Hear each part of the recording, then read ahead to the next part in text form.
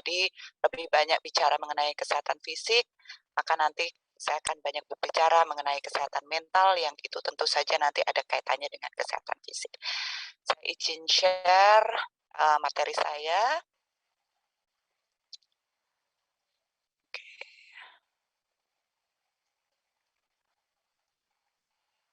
Ya, semoga sudah bisa terlihat. Ya, sudah terlihat Bu Ya, Novi. baik. Saya mulai jalankan. Ya, jadi ini nanti saya akan mengemukakan sebuah strategi terobosan yang sudah dilakukan oleh guru-guru di komunitas Gerakan Sekolah Menyenangkan, dan ini sudah dilakukan sebetulnya sebelum pandemi. Dan ternyata setelah pandemi ini, terobosan ini menjadi sangat bermanfaat. Nah, kami namakan ini home-based learning, dan sebelum nanti saya akan menyajikan beberapa contoh-contoh praktek, penting sekali di sini seluruh pendidik atau Bapak Ibu guru sekalian memahami fundamental reason atau alasan kenapa dibalik itu. Kenapa? Karena saya ingin sekali mengatakan bahwa pandemi ini sebetulnya harus menjadi satu titik poin perubahan pendidikan Indonesia. Jadi apa yang kita lakukan nanti menciptakan sekolah yang menyenangkan itu tidak hanya kita lakukan karena situasi pandemi, tetapi bahkan setelah pandemi pun model belajar yang baru ini harus diteruskan karena ada alasan mendasar yang penting untuk kita sadari. Gitu. Dan sebelum kita masuk ke praktek-prakteknya dan memahami tentang seperti apa gitu ya pembelajaran menyenangkan di era pandemi, kita berangkat dulu dari filosofi kata sekolah. Jadi sebetulnya sekolah itu, Bapak Ibu, artinya itu adalah waktu luang atau waktu senggang. Itu dari bahasa Latin namanya skole. Nah, jadi sekolah itu adalah kegiatan anak-anak di tengah kegiatan utama mereka, menghabiskan waktu untuk melakukan kegiatan waktu senggang atau leisure time, dan ini biasanya bermain gitu ya. Jadi yang digarisbawahi di sini karena ini mengisi waktu luang, jadi harus menyenangkan gitu. Ini yang penting. Nah, pertanyaannya, bagaimana kehidupan belajar anak-anak sekarang sebelum pandemi pun ya. Jadi kami pernah melakukan riset mengenai kehidupan sekolah anak-anak sebelum pandemi. Sebetulnya anak-anak itu somehow sudah merasa bosan, sudah merasa tertekan karena tugas dan tes yang banyak, kemudian juga banyak kasus-kasus bolos, kemudian juga sering dihukum gitu ya, dan sebagainya. Bahkan di tahun 2019 kami pernah mengadakan riset terhadap anak SMA, dan ini adalah hasilnya. Jadi sebelah kiri itu ketika kita menanyakan ke anak-anak SMA waktu itu, apa yang kamu pikirkan ketika mendengar kata sekolah?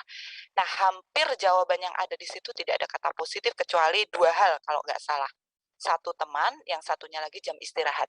Yang lainnya semuanya negatif, monoton, terpaksa, malas, ulangan terus, sekolahku seperti penjara, dan sebagainya. Nah, berbeda dengan persepsi anak-anak ini, yang di sebelah kanan ini adalah persepsi guru atau pendidik ketika ditanya kira-kira anak-anak akan menjawab apa ya kalau ditanya atau mendengar kata sekolah. Nah, guru-guru ini menyangka anak-anak akan menjawab merupakan syarat bekerja, itu merupakan pendidikan formal, sosialisasi ya terhadap teman, ketemu mendapatkan ilmu 14%, malasnya hanya 5%. Nah, perbedaan persepsi ini sebetulnya jarang sekali kita angkat bahwa ternyata anak-anak sebelum pandemi pun sudah merasa kebosanan itu. Dan ini adalah sebuah suasana yang diharapkan anak-anak. Suasana penuh kekeluargaan, banyak ruang ekspresi, penuh keterbukaan, sejuk, sepi dari kendaraan atau tenang gitu ya. Ini yang sebelah kanan adalah guru yang diharapkan. Kreatif, mendengarkan, ramah, tidak berjarak, terbuka, wawasannya luas, dan up to date. Jadi up to date ini juga sudah diidentifikasi oleh anak-anak sebagai salah satu kompetensi guru yang diharapkan. Tidak hanya guru SMA. Saya kira data ini tidak hanya menggambarkan anak-anak SMA, karena waktu saya disertasi tahun 2014-2015, data ini pun sama muncul di anak-anak SD. Nah, kemudian ketika kita tanya, kira-kira kamu pengen curhat ke siapa sih kalau ada masalah? Nah, ini kasusnya anak SMA kalau ini ya, 100% teman. Karena nanti akan saya tunjukkan juga hasil riset kepada anak SD SMP agak berbeda, karena kalau ada SD itu masih banyak butuh 80% ke orang tua, dan anak SMP juga masih butuh sekitar 60% ke orang tua. Jadi keluarga merupakan salah satu hal yang penting sekali bagi anak SD SMP. SMA juga ranking keduanya tetap orang tua. Nah, kemudian ketika saya nanya, menurut Bapak Ibu kasus apa saja yang muncul di sekolah gitu ya, 61% sebetulnya adalah, problem demotivasi. Jadi mereka tidak punya motivasi belajar.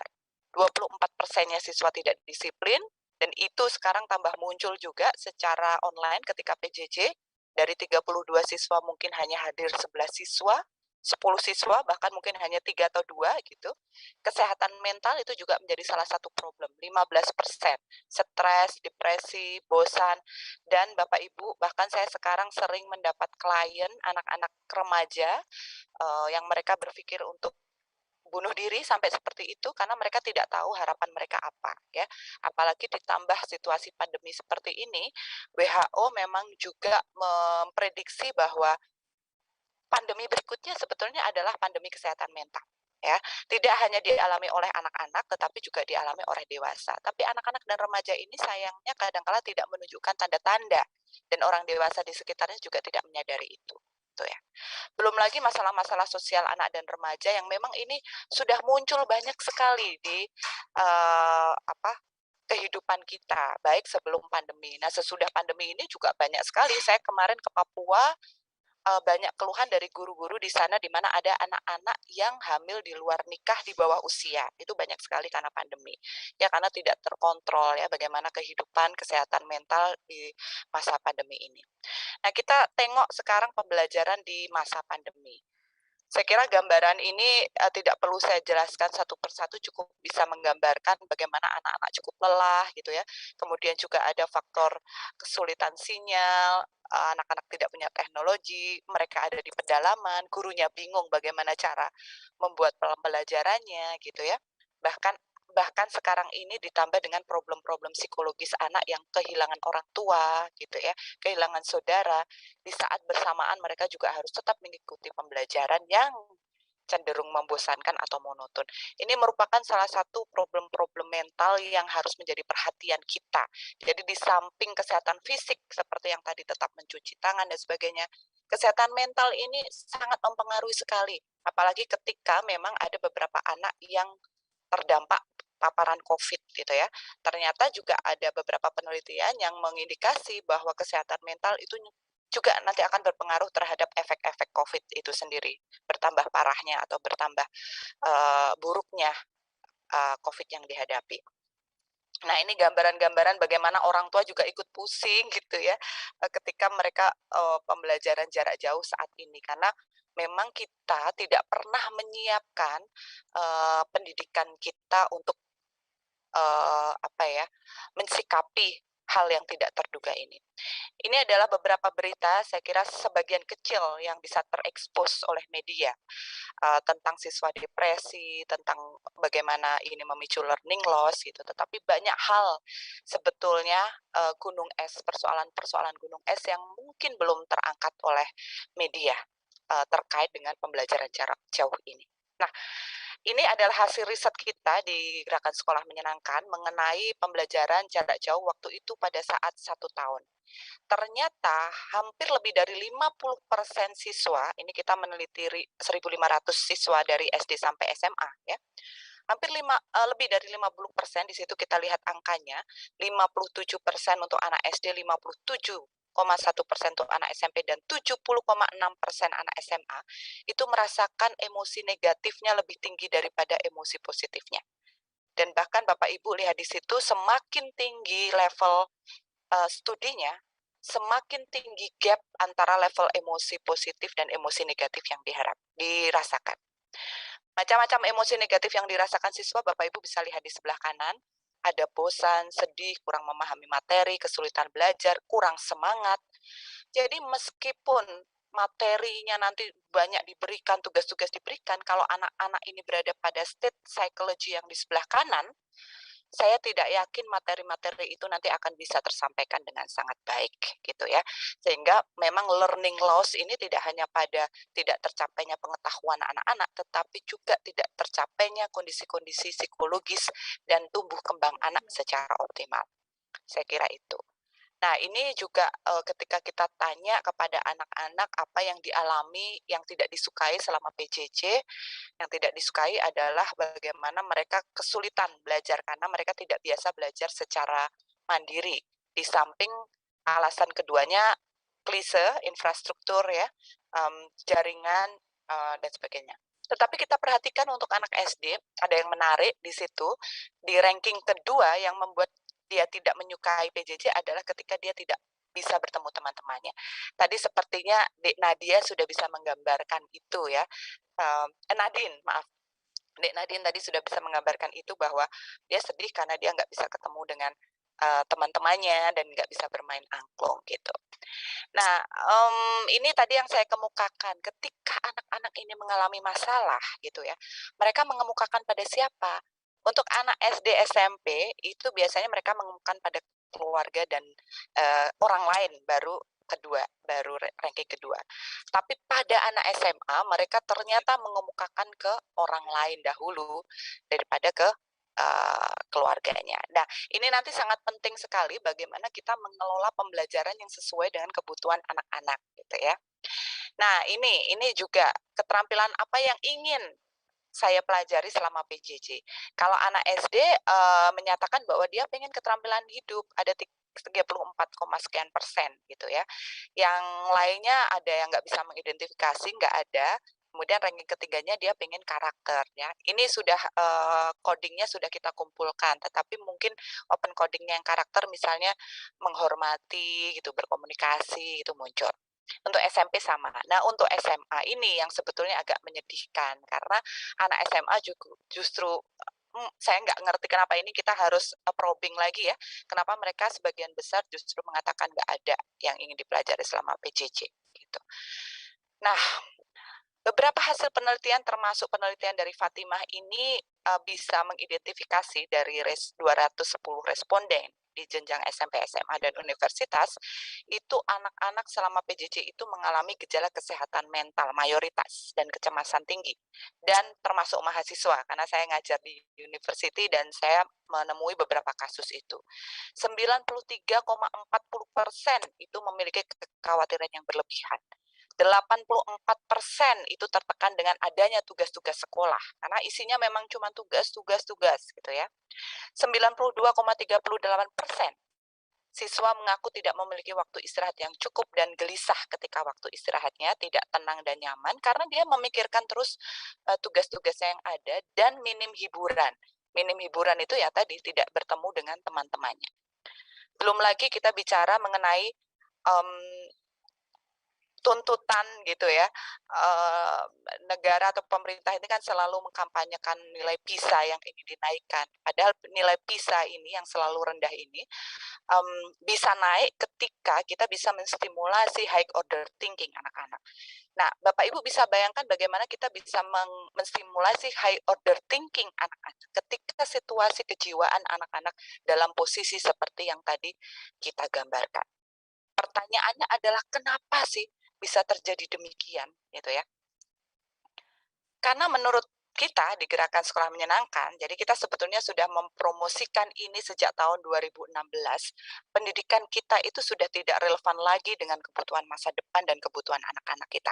Sebelum pandemi ya. Sebetulnya yang menyebabkan anak-anak learning loss dalam era pandemi itu bukan pandeminya, tetapi sistem kita yang belum siap, belum menyiapkan mereka untuk siap menghadapi perubahan seperti ini. Pandemi ini memunculkan kelemahan-kelemahan yang selama ini terjadi. Contoh ya ini yang paling simpel. Seperti yang tadi diajarkan oleh kedua narasumber mengenai bagaimana hidup sehat kepada anak-anak gitu ya. Seharusnya menurut saya ya, kebiasaan mencuci tangan, hidup sehat, makan sayuran itu sudah menjadi salah satu habit bahkan sebelum pandemi muncul. Pertanyaannya kenapa ini belum menjadi habit sebelum pandemi muncul? Karena pendidikan kita tidak melatihkan itu. Jadi kita tidak menyiapkan itu. Nah, kita lihat seperti apa sih faktor eksternal gitu ya yang menyebabkan kita itu harus berubah. Bahkan sebetulnya tanpa pandemi pun kita harus berubah. Yang pertama jelas teknologi. Teknologi yang sekarang ini dikuasai oleh artificial intelligence, big data gitu. Jelas-jelas berdampak pada semua sektor. Baik sektor ekonomi, sektor kesehatan, sektor pendidikan itu sendiri ya. Tenaga kerja itu sekarang sudah banyak pekerjaan-pekerjaan yang hilang dan nanti akan digantikan oleh pekerjaan-pekerjaan baru yang bahkan kita tidak bisa membayangkan atau belum bisa membayangkan pekerjaan seperti apa itu. Kemudian juga ada faktor sosial kultural gitu ya, perubahan demografi, profil sosial ekonomi yang akan mempengaruhi eh, apa namanya pendidikan yang akan kita kita tuju seperti apa. Kemudian juga lingkungan. Jadi sekarang ini sudah diindikasi bahwa bahan bakar kita akan habis, terjadi krisis air, kemudian perubahan iklim, global warming gitu ya. Nah, ini nih mempengaruhi sebetulnya pendidikan kita harus berubah. Pendidikan kita sekarang tidak harus fokus untuk menghasilkan orang-orang yang etik punya etika, maaf, punya etika terhadap perubahan teknologi ini dan dia bisa memberi manfaat. Kita akan bahas nanti ya. Tapi ini tadi kita hidup di era ketidakpastian. Anak-anak sekarang nggak pasti kapan kita sekolah, kapan kita ini ada ulangan atau tidak, ada ujian akhir nggak jelas gitu. Sehingga banyak berdampak pada beberapa hal. Kita lihat di situ. Tadi sudah saya ungkapkan ada problem di ekonomi, ada problem di kesehatan, ada problem di sosial, bahkan di pangan gitu ya. Kenapa tadi saya setuju bahwa anak-anak pendidikannya justru sekarang mungkin diarahkan untuk dia bisa menanam sendiri tanaman di rumah untuk ketangguhan pangan, agar dia bisa makan makanan sayur, makanan sehat. Karena kita sekarang bisa saja mengalami krisis pangan di era pandemi ini. Sementara kalau sekolah masih hanya belajar tentang materi dan tidak mengajari tentang keterampilan hidup yang menyenangkan, maka kita akan kehilangan generasi. Nah, di luar, bahkan sebelum pandemi, mereka sudah mengubah arah pendidikan. Tidak lagi berorientasi pada akademik, tetapi berorientasi pada well-being. Well-being itu keutuhan manusia, sehat secara fisik dan mental, dan produktif bermanfaat bagi kehidupan luas. Syaratnya kita harus membangun 3 hal, pengetahuan, keterampilan, dan sikap. Nah ini, ciri-ciri anak yang well-being-nya bagus, itu adalah yang dia sehat, baik secara fisik dan mental, dia punya optimisme, dia punya bahagia, punya ketahanan diri dan adaptasi, kepercayaan diri, dan tuntas dalam mengerjakan, dan yang satu lagi adalah empati. Ini penting sekali, karena teknologi ini kalau kita gunakan tanpa etika, nanti dia akan menghasilkan robot-robot yang bentuknya manusia. Ya, kita lihat anak-anak sekarang ini sudah seperti robot, tidak punya empati. Oleh karena itu, teknologi tidak boleh kita lihat sebagai salah satu-satunya tools dalam pendidikan, tapi dia hanya salah satu media. Ya, nanti akan saya berikan contohnya. Demikian juga SDGs ini sudah mengatakan bahwa pendidikan itu harusnya bertujuan untuk pembangunan berkelanjutan. Ada 17 hal di situ yang akan kita tuju. Jadi tidak boleh semata-mata hanya untuk pemenuhan materi, konten materi, tapi untuk menyelesaikan itu semua. Kemiskinan, kelaparan, kesehatan, gender, lingkungan, gitu. Itu harus masuk di pendidikan. Gitu ya. Bapak Ibu bisa lihat di situ well-being ada di tengah. Itu harus menjadi tujuan utama pendidikan. Dan ke depan, kenapa tidak academic mandate, tidak boleh sekarang academic mandate atau pada nilai saja, karena kompetensinya bergeser pada kemampuan memecahkan masalah, penalaran, dan sosial. Ini sekarang kita mengalami masalah yang kompleks ini pandemi. Ada masalah lingkungannya, ada masalah kelaparannya, anak-anak jadi masalah psikologis karena harus ibunya isoman, bapaknya di rumah sakit, ini kan masalah. Dan itu nggak ada dalam ujian, masalah-masalah seperti itu. Nah, pertanyaannya kita siapkan nggak anak-anak ini di dalam pendidikan untuk memecahkan atau menghadapi masalah-masalah tersebut? Tidak. Kita tidak pernah menyiapkan sekolah dan pendidikan agar anak-anak siap. Nah, pertanyaannya sekolah seperti apa ya yang seharusnya sekarang ini kita adakan gitu, kita ubah. Oke. Kita harus kembali kepada founding father kita. Beliau selalu mengingatkan bahwa mendidik itu sebetulnya menuntun segala kekuatan kodrat yang ada pada anak-anak agar mereka itu bisa tumbuh sebagai manusia yang selamat, bermanfaat, dan bahagia. Itu 3 hal yang penting. Nah, pertanyaannya ketika kita menuntun kodrat manusia itu apa sih? Kodrat manusia itu? Oke, kodrat manusia ada 3. Tapi kalau kita coba angkat kembali sekilas tentang Ki Hajar, ini Ki Hajar itu sebetulnya menuntun segala kodrat. Jadi pendidikannya harus sifatnya personal ke anak-anak, tidak lagi diseragamkan, anak-anak nggak boleh objek. Kemudian kita harus seperti bertani, pendidikan itu menyemai talenta, kemudian harus dipandu dengan bermain, apalagi anak-anak ini kan bosen ya kalau hanya online, atau mereka misalnya dibiarkan saja seperti itu. Kalau dibiarkan mereka sih cenderung bermain sebenarnya. Nah, tapi gimana caranya bermain itu kemudian diberikan makna oleh guru-guru, ya. Kemudian berhamba pada anak. Nah, 3 kodrat manusia pendidikan tuh ini. Pendidikan itu tidak boleh mematikan rasa ingin tahu, tidak boleh membunuh kreativitas, dan tidak boleh menghilangkan keberagaman. Pertanyaannya adalah, ketika kita di dalam pembelajaran jarak jauh hanya mengisi materi melalui online atau hanya memberikan tugas, kira-kira menumbuhkan rasa ingin tahu nggak? Kira-kira dia menumbuhkan kreativitas nggak? Atau jawaban ketika kita memberikan tugas, jawabannya harus sama. Kira-kira kita menghargai keberagaman nggak? Ini refleksi pertanyaan ini harus ada di kita. Ketika pendidikan atau sekolah itu tidak mewadahi 3 kodrat ini, maka jangan harap anak-anak akan punya antusiasme belajar. Tidak akan mungkin, sudah saya jamin itu. Oleh karena itu, kita harus punya pemikiran baru, bahwa pendidikan itu sekarang sudah tidak bisa dibatasi oleh 4 tembok. Kemudian anak-anak duduk mendengarkan guru mengerjakan tugas, nggak bisa seperti itu. Sangat tidak menyenangkan dan tidak menyehatkan secara fisik dan jiwa. Anak-anak cuma duduk, itu aja udah nggak sehat zaman dulu. Jadi sekolah itu sekarang harus seperti tenda, fleksibel. Anak-anak bisa belajar dari mana saja, tetapi fun. Kan kalau camping itu fun ya. Kemudian dia bisa bereksplorasi dan terkoneksi dengan kehidupan nyata. Kalau dulu kan sekolah itu 4 tembok itu seolah-olah memisahkan kita, memisahkan anak-anak dengan kehidupan nyata. Nah, ini paradigma yang harus dipegang terus bahkan sesudah pandemi itu lewat. Sehingga kita harus membutuhkan ekosistem dan cara pikir baru, karena pendidikan itu tidak hanya belajar tentang fakta-fakta, tetapi pendidikan itu harus melatih manusia cara berpikir, termasuk cara berpikir menyelesaikan masalah hidup. Ini kata Albert Einstein. Nah, kenyataannya sekarang kita masih sebagai pendidik berorientasi pada ketuntasan materi. Jadi bingung kalau materinya nggak selesai seperti apa. Terus kemudian pendidikan tuh cenderung ngisi murid, ngisi materi yang itu tidak sesuai dengan kodrat. Lupa untuk melahirkan passion dan talenta. Kemudian kita sebagai pendidik juga takut melakukan hal-hal baru. Jadi walaupun sekarang itu pemerintah sudah merdeka belajar, tetapi cara pikir kita sebagai pendidik itu sudah terkungkung bertahun-tahun karena birokrasi, administrasi, pola-pola lama. Nah, ini yang harus kita bongkar.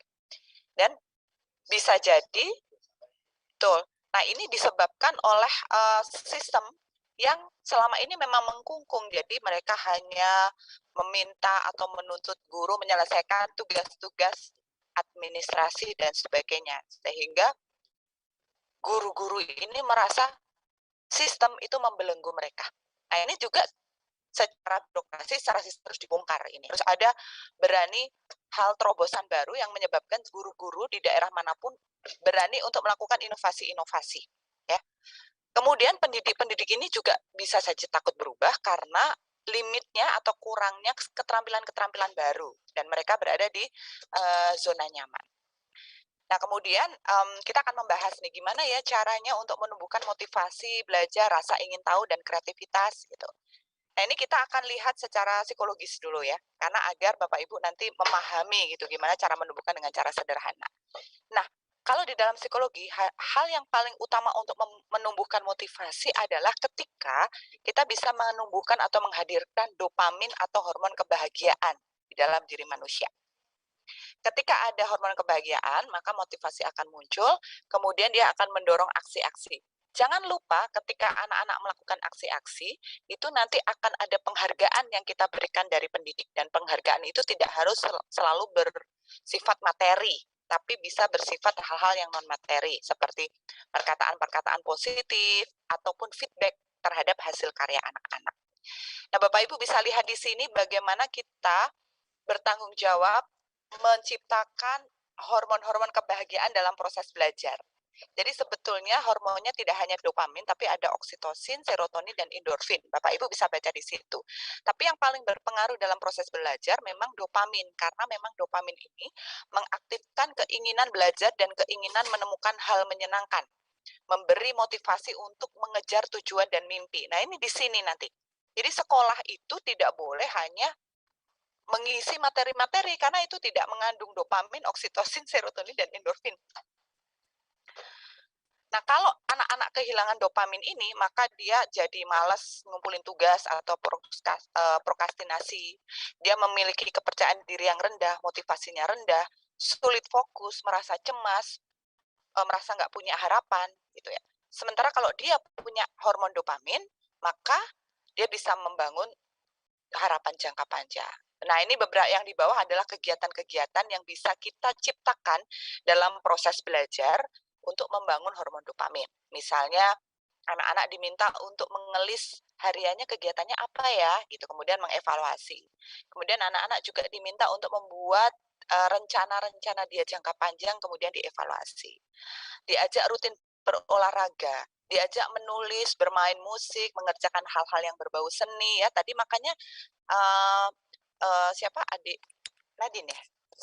Nadine itu senang main angklung ya, karena itu ternyata memancing dopamin, kesenangan, kebahagiaan, gitu ya.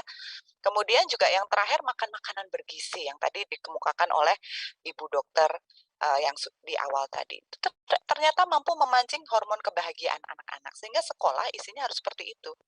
Nah, yang sebelah kanan hampir sama ya, ada olahraga, berjemur. Nah, ternyata itu nanti kita masukkan di samping untuk kesehatan fisik, berjemur itu ternyata bisa menstimulasi hormon serotonin. Dia merasa berarti. Ya, jadi serotonin itu adalah bagaimana anak-anak ini dalam proses belajar itu ditumbuhkan rasa berartinya. Yang membuat anak-anak itu hilang harapan karena dia itu merasa tidak berarti dan hanya sebagai robot saja karena sehari-hari hanya mengerjakan tugas-tugas sekolah. Nah, ini sekilas mungkin kalau kita bicara tentang kesenangan, kebahagiaan, dan high order thinking, penalaran, maka kita bicara tentang menstimulasi otak manusia, otak yang hanya dimiliki manusia, itu yang namanya neokortek yang ada di atas itu. Neokorteks ini adalah otak yang bertugas untuk membuat keputusan, membangun harapan, meregulasi emosi, meregulasi perilaku ya. Jadi kalau kita bicara mengenai karakter, sebetulnya neokortek ini nanti yang akan bekerja. Jadi misalnya kita tadi akan melatih anak-anak cuci tangan. Tapi anak-anak harus tahu kenapa sih kita harus cuci tangan rajin. Nah, itu harus dibangun melalui diskusi dan menstimulasi neokortek itu tadi. Nah, permasalahannya neokortek itu hanya bisa bekerja ketika anak-anak dalam situasi bahagia atau senang. Nah, itu kuncinya masalahnya ya. Sehingga dalam belajar kita harus melibatkan atau mempertimbangkan kondisi personal anak, makanya kita akan harus lihat anak ini berada dalam kondisi keluarga seperti apa ya. Dia mengalami kesulitan seperti apa. Oh, dia baru saja kehilangan orang tuanya, kehilangan saudaranya. Oh, dia tidak punya device. Oh, dia harus bantu ibunya berjualan. Ini harus dipahami oleh guru. Kemudian juga lingkungan dan proses belajarnya seperti apa. Interaksi kita dengan sesama sesama murid itu juga harus dibangun. Ini contoh ya, anak-anak yang berada pada masa transisi, misalnya lulus SD ke SMP, SMP ke SMA saat ini merasa tidak mempunyai komunitas. Karena sejak awal mereka masuk, misalnya dari SD kelas 6 jadi SMP kelas 1 gitu ya, mereka kan belum punya teman. Setahun mereka nggak pernah ketemu temannya, mereka hanya belajar melalui gadget atau melalui Zoom, tidak pernah mengenali secara personal teman-temannya karena memang tidak dibangun situasi saling mengenal, tidak dibangunkan interaksi antar teman, tidak dibangunkan interaksi dengan orang tuanya, maka belajarnya tidak akan menyenangkan. Itu ya. Nah, itulah makanya kenapa kalau di gerakan sekolah menyenangkan, pandemi ini harus menjadi titik balik kita untuk bergeser haluan dari feodalisme ke kemerdekaan bersikap dan berinovasi. Kita harus berani dari mulai birokrasinya sampai ke guru-gurunya, karena guru-guru ini nanti tidak akan tegak berdiri melakukan inovasi kalau kebijakan dan birokrasinya juga tidak mampu melakukan terobosan ya. Kemudian dari standarisasi yang hanya fokus pada akreditasi, pada nilai-nilai akademik gitu, ke pengembangan individu. Dari pencapaian konten kurikulum ke penalaran dan kesadaran diri. Dari kompetensi kita harus berubah ke gotong royong dan kekeluargaan. Dari pengajaran konvensional yang hanya memberikan materi dan juga tugas-tugas ke sistem Among, bahwa guru itu harus punya sifat memberi teladan dan menuntun kodrat alam. Nah, ini harus ada pergeseran. Nah, kemudian pertanyaannya gimana dong caranya kita bergeser dan menciptakan sekolah menyenangkan? Nah, kita punya 4 strategi. Strategi pertama adalah perubahan di kepemimpinan dan pengelolaan sekolah. Ya, nanti akan ada contoh-contohnya. Kemudian strategi yang kedua adalah pembelajarannya bertujuan untuk membangun penalaran dan kesadaran diri. Jadi tidak untuk mencapai materi. Kemudian yang ketiga, dalam belajar kita juga harus mempertimbangkan lingkungan dan keterhubungan sosial, baik nanti secara online maupun offline. Kemudian yang keempat, harus dibangun pengembangan praktek bersama. Kenapa? Karena saya kira yang harus sehat jiwa dan mentalnya tidak hanya anak-anak, tapi gurunya. Anak-anak berhak untuk memiliki guru-guru yang dia juga sehat jiwa dan sehat mental. Nah, oleh karena itu, kalau di GSM kita punya terobosan namanya home based learning. Ya, harus berani melakukan pembelajaran yang berbeda, tidak hanya terpaku pada kurikulum yang ada, KD-KD dan sebagainya. Apa itu home based learning? Home based learning itu adalah model pembelajaran yang didesain dengan memanfaatkan lingkungan terdekat siswa, yaitu rumah dan lingkungan sekitarnya, sebagai tempat dan sumber belajar siswa. Jadi kalau misalnya siswa itu berasal dari ekonomi bawah atau di pedalaman, dia tidak punya gadget atau teknologi, maka tidak masalah. Sekolah-sekolah di GSM itu kebanyakan adalah sekolah pinggiran. Nah, pinggiran itu mereka punya banyak cara untuk tetap terkoneksi dengan anak-anaknya dan belajar dari segala sumber di sekitarnya. Nah, kenapa? Karena pembelajaran itu bisa dilakukan di rumah dan di lingkungannya. Kemudian aktivitas belajarnya juga menggunakan konteks lingkungan tempat tinggal, ya. Jadi kalau ada anak-anak yang senangnya itu main layang-layang, menurut di kita di Gerakan Sekolah Menyenangkan, main layang-layang itu dia bisa belajar matematika. Dia bisa belajar keterampilan hidup karena mengenal angin. Dia bisa olahraga karena dia lari, menjalankan apa layang-layangnya. Jadi ketika dia bermain layang-layang itu bukan hanya bermain tetapi ditarik ke pembelajaran. Dan itu sudah belajar. Anak-anak Papua ketika mereka harus membantu orang tuanya di laut, mereka hanya bisa masuk sekolah itu setelah jam 9, jam 10, ya jangan mereka dipaksa untuk masuk online jam 7, biarkan mereka membantu orang tuanya di kapal, kemudian guru bisa saja berdialog dengan beberapa anak di kapal itu, tentu saja dengan prokes yang baik, dijadwal beberapa anak, kemudian diskusi mengenai pengalaman dia tadi membantu orang tuanya memancing ikan. Bisa dikaitkan dengan tema-tema yang ada di pembelajarannya. Sebetulnya itu, waktunya sangat fleksibel, melibatkan keluarga, jadi orang tua keluarga tidak merasa menjadi objek dan stres, tetapi justru bekerja sama dan berkolaborasi dengan keluarga. Bentuknya rata-rata berupa proyek, menggunakan berbagai media dan sumber, teknologi hanya salah satu saja, bisa menggunakan apa saja.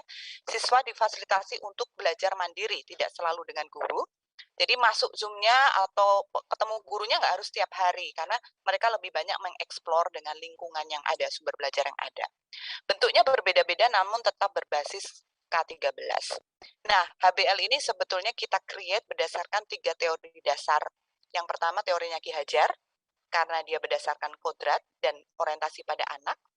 Tujuannya untuk membangun karakter. Dan di situ juga ada trisentra pendidikan. Kita harus disiplin dengan untuk melibatkan keluarga dan masyarakat. Kemudian juga kita pakai konstruktivismenya Vygotsky, bahwa proses mental atau pengetahuan itu sebetulnya dibangun dari interaksi sosial, dari diskusi. Jadi bukan dari satu arah guru ke siswa, tapi dari diskusi antara guru ke siswa dan siswa ke siswa, siswa ke orang tua, dan seperti itu. Maka metodenya biasanya menggunakan project based, problem based, gitu, service based, macam-macam ya. Ini agar muncul keterampilan-keterampilan dasar di abad ke depan, seperti komunikasi, kolaborasi, kreativitas, critical thinking, dan sebagainya. Lalu kemudian, karena kita memang mengharapkan anak-anak itu bisa menjadi pembelajar mandiri, maka kita menggunakan teori self-regulated learning, ya, bahwa anak-anak itu di dalam proses belajar itu tidak hanya kita fokus pada materinya, tetapi kita fokus bagaimana anak-anak punya metakognisi, belajar cara belajar.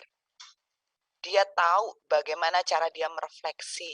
Dia tahu model belajar apa yang sesuai sama dia. Justru itu sebetulnya yang dikenalkan kepada anak-anak di era seperti ini, agar terbangun motivasi dan kemandirian belajar, ya. Nah, kalau nanti akan tercipta ciri-ciri sekolah menyenangkan. Nah, kalau dari siswa, ini kita pakai GSM semua ya, agar Bapak Ibu guru mudah untuk mengingat. Jadi kalau siswa itu cirinya kalau sudah menyenangkan itu dia gembira, ya. Kemudian dia ketagihan belajar. Belajar itu bukan harus dipaksa-paksa gitu ya, harus didorong, tapi dia sendiri yang minta, dan itu sudah banyak terjadi di sekolah-sekolah GSM. Kemudian dia juga betah di belajar. S-nya senang menolong dan berempati ya, karena di era di mana teknologi itu menjadi panglima, teknologi itu bisa menguasai kehidupan anak-anak. Kalau kita tidak melatih anak-anak punya kemampuan merefleksi dan kesadaran diri dan juga berempati, maka nanti robot kecil yang bernama teknologi ini nanti bisa mengontrol kehidupan mereka. Nah, kemudian M-nya adalah mandiri dan adaptif. Nah, kemudian guru-gurunya seperti apa? Guru-guru di sekolah menyenangkan itu, dia dasarnya sebetulnya adalah cinta kasih. Welas asih itu adalah modal utama sebagai guru sebetulnya. Kemudian S-nya senantiasa memberikan teladan, M-nya mampu merefleksi dan merevisi pengajarannya.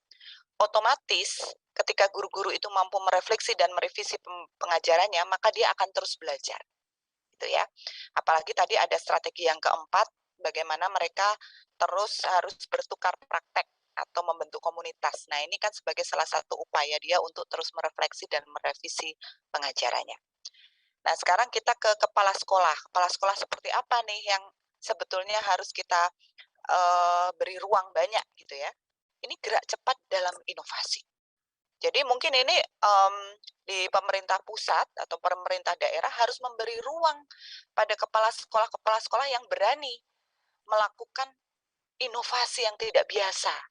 Ya, misalnya dia memberi ruang pada guru-gurunya untuk oke, sekarang tidak usah terlalu kaku terhadap kurikulum. Lakukan apa-apa aja yang ada di sekitarnya gitu. Nah, ini pemerintah daerah sebenarnya harus mensupport, mengkomunikasikan ke pengawasnya gitu ya, agar ini harus fleksibel. Ini era fleksibel, era ketidakpastian kok. Yang penting ruh atau tujuannya itu jelas. Tujuannya untuk membangun kontrak.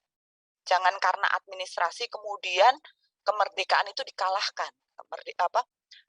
Otonomi atau kemandirian kepala sekolah dan guru-guru melakukan inovasi itu dihilangkan hanya atas nama administrasi. Nah, ini yang penting. Kemudian S-nya adalah siap, antisipatif, dan adaptif, M-nya mengayomi. Nah, ini kalau Bapak Ibu ingin melihat contoh-contoh praktek baiknya, tetapi nanti akan saya sajikan setelah ini di slide selanjutnya. Tapi ini adalah media sosial yang Bapak Ibu bisa lihat ya.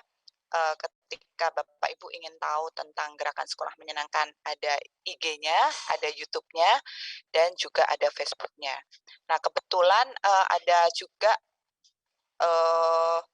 video namanya HBL ya, video HBL yang kemarin sudah dipakai oleh Didasmen juga, yang itu menggambarkan bagaimana proses pembelajaran home based learning yang ada di SMA. Sebentar saya stop screen dulu, kemudian saya sajikan contoh-contoh praktek yang ada. Ya.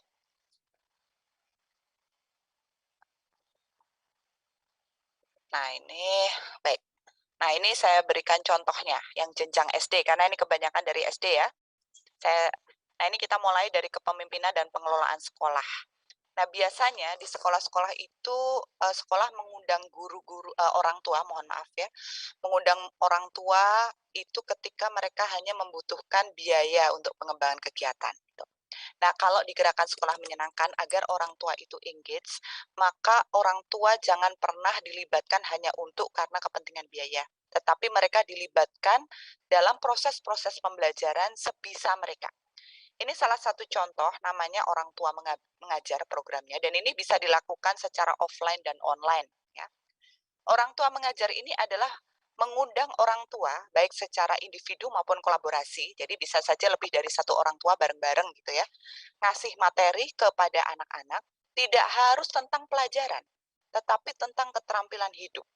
Contoh misalnya ini, ibu yang ini memberikan keterampilan bagaimana membuat tas yang ramah lingkungan. Kemudian juga ada ibu yang mengajarkan atau bapak-bapak yang mengajarkan bagaimana kita menanam sayuran di sekolah. Jadi kalau sekolah-sekolah GSM itu biasanya banyak sayurannya.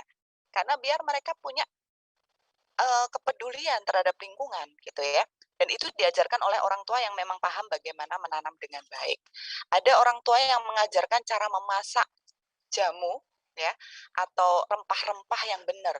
Ini sangat penting sekali di era pandemi seperti sekarang ini. Anak-anak jadi punya keterampilan bikin rempah-rempah sendiri, nggak tergantung dari orang tuanya. Tapi itu diajarkan oleh orang tuanya sendiri melalui orang tua mengajar. Nah, ini salah satu cara bagaimana kepala sekolah melakukan inovasi, melibatkan orang tua dan komunitas sekitarnya untuk masuk ke kelas gitu ya.